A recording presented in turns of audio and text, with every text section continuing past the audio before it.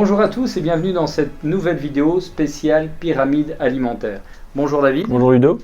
Au bas de la pyramide alimentaire, évidemment, on a l'eau. Si on la retire, on passe sur les fruits et les légumes. Et généralement, on entend, on conseille qu'on doit manger 5 fruits et légumes par jour. Mais souvent, on pose la question, c'est 5 fruits, c'est 5 légumes.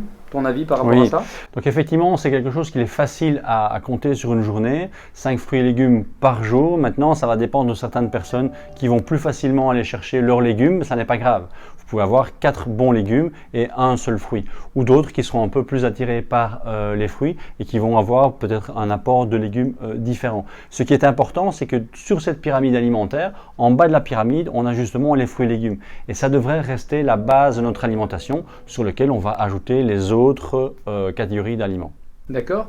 Et parfois, par rapport à des gens qui auraient du mal justement à manger des légumes, qui n'aiment pas, le fait de les remplacer par des soupes? Oui, tout à fait. Lorsque l'on parle de 5 fruits et légumes, encore une fois, c'est pour avoir un objectif, mais lorsque vous allez faire une soupe mixte avec énormément de légumes, vous allez avoir votre part de légumes, et dans ce cas-là, mixés. Le nombre n'est pas vraiment important. Ce que je pourrais rajouter éventuellement, c'est que à chaque repas, on devrait avoir une portion de fruits ou de légumes. Au petit déjeuner, en collation, le midi et le soir, pour justement varier un maximum nos apports de macro et de micronutriments. Et justement, pour tous ces apports, pour ceux qui ne sont pas fans des fruits ou des légumes, les extracteurs de jus, on en voit de plus en plus sur le marché, un outil très intéressant.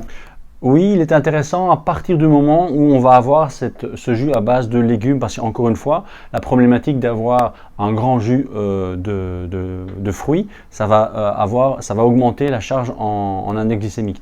Donc, c'est clair que nous aurons avec les jus de fruits énormément de vitamines et de minéraux, mais il faut toujours vérifier que l'index glycémique et la charge glycémique du verre ne soient pas trop importantes.